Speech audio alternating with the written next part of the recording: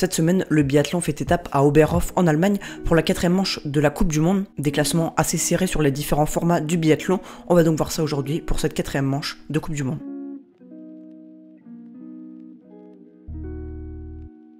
Salut les amis et bienvenue pour cette nouvelle vidéo où aujourd'hui on va parler de biathlon avec la manche d'Oberhof qui arrive cette semaine. On va donc voir dans cette vidéo un premier point sur le classement, un état des lieux, puis on verra les infos afin de voir le format puis également les favoris. Après du côté du sprint, côté masculin, on retrouve encore une fois en haut du classement Jonas Bö, 215 points. Derrière on a Samuelsson avec 185 points, le suédois, suivi derrière d'un autre norvégien qui est Laegret qui est 2e au classement général mais la 3e sur le sprint. Et puis en 4e on a Emilien Jacquelin qui possède 154 points. Par rapport à ces classements qu'on voit, on va se baser par rapport aux épreuves qu'on va voir cette semaine du côté d'Oberhof. Côté féminin, on a Justine Prezas-Boucher qui se classe très bien dans ce classement du sprint. Elle est en 2e position avec seulement 58 points de retard sur Preuss et aura l'occasion cette semaine d'essayer de revenir un peu sur l'Allemande qui jouera à domicile.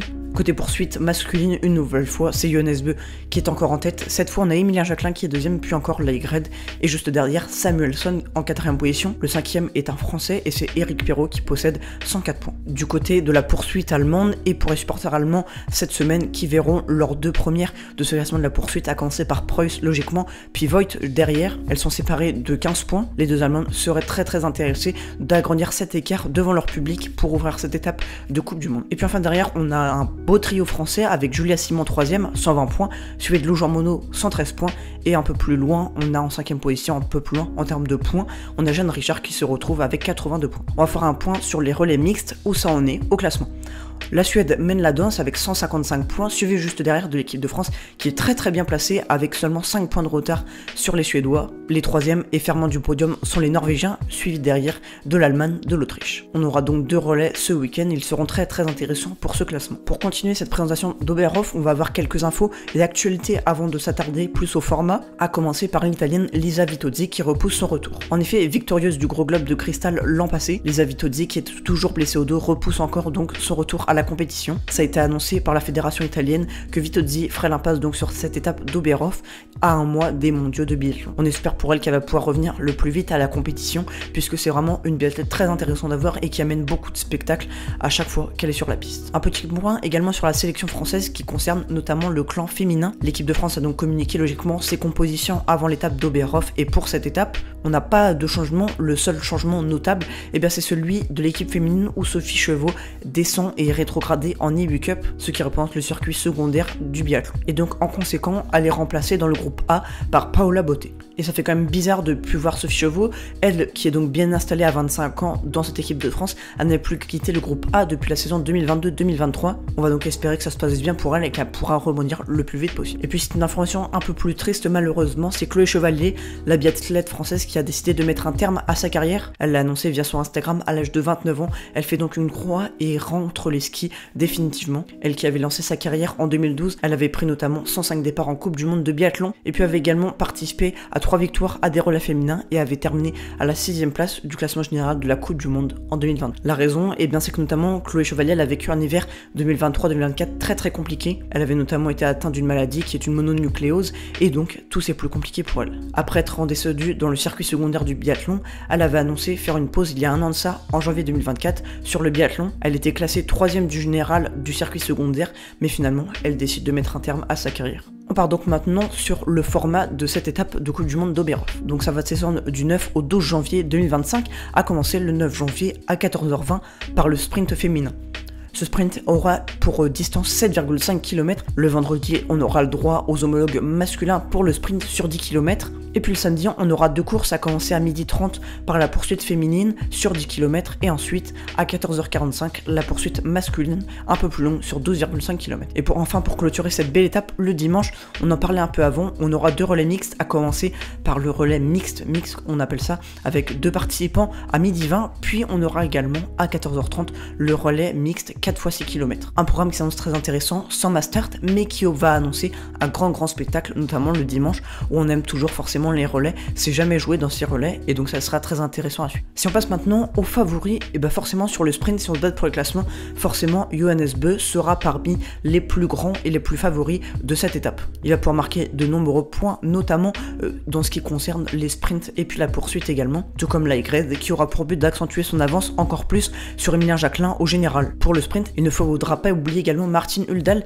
qui avait remporté ce dernier sprint au Grand Bornand, suivi de Johannes Beu puis de Samuelsson. Ce sont donc 3 personnes et 3 biathlètes en grande forme. Les Français avaient eu un peu plus de mal, mais en se classant à des positions très respectables, avec la 7e, la 8e et la 9e pour Éric Perrault, Emilien Jacquelin et Quentin Fillon-Maillet.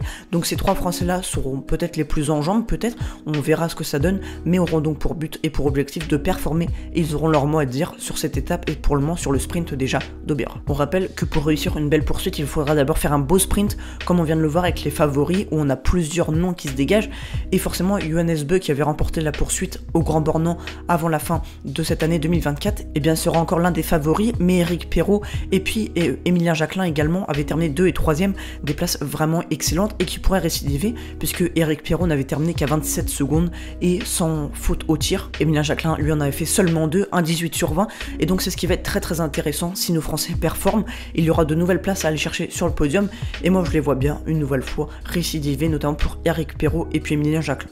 On espère qu'elle sera dans la continuité de ce qu'elle a proposé à Oberhof. C'est Justine Bressas-Boucher qui avait remporté le sprint du Grand Bornand avec seulement une pénalité, mais un excellent ski avec 21 minutes et 19 secondes au compteur. Elle avait devancé pour 1 seconde 4 Franziska Preuss qui elle avait fait 0 faute au tir, et donc même avec une faute au tir, Justine Bressas-Boucher avait été excellente et avait très bien performé en battant Preuss, forcément durant toute cette étape, et qui plus est à domicile comme Vanessa Voigt, notamment sur la poursuite.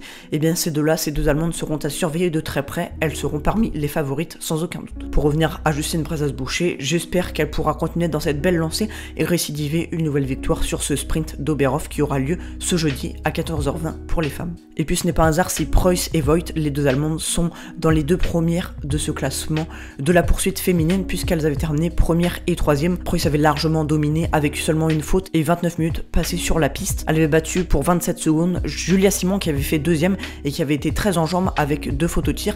Elle avait notamment très bien battu Vanessa Voigt, un peu moins rapide au ski, puisqu'elle avait fait un 20 sur 20. Julia Simon sera encore parmi les favorites, et cette dynamique française est plutôt bonne et vraiment intéressante, notamment également pour Jeanne Richard qui avait fait 4e en se classant à 50 secondes de Preuss, un 19 sur 20 au tir, c'était très bien, et puis un ski qui était très intéressant à suivre pour Jeanne Richard qui pourra espérer encore performer notamment sur la poursuite, on l'espère. Là où c'était plus compliqué pour le biathlon masculin français l'an passé, et bien c'est vraiment un vrai plaisir de les retrouver à ce niveau-là.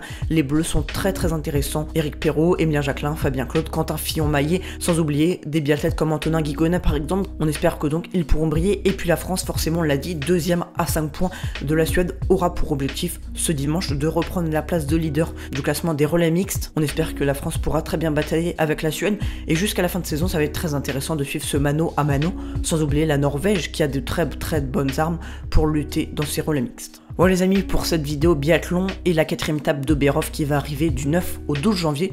J'espère qu'elle vous aura plu. Si c'est le cas, n'hésitez pas à liker pour référencer la vidéo, à vous abonner à la chaîne, c'est ce que vous pouvez faire de mieux. Et puis également à lâcher un petit commentaire avec vos pronostics. Je vous ai donné le format, alors n'hésitez pas à me donner vos pronostics. Je me ferai un plaisir de vous répondre. Et puis une question que je vous pose également, n'hésitez pas à me donner votre réponse en commentaire. C'est si la France va passer ce dimanche au classement des relais mixtes la Suède. On rappelle qu'il y aura 2 tentatives. De mon côté, je vous dis à très bientôt sur le stade. Salut.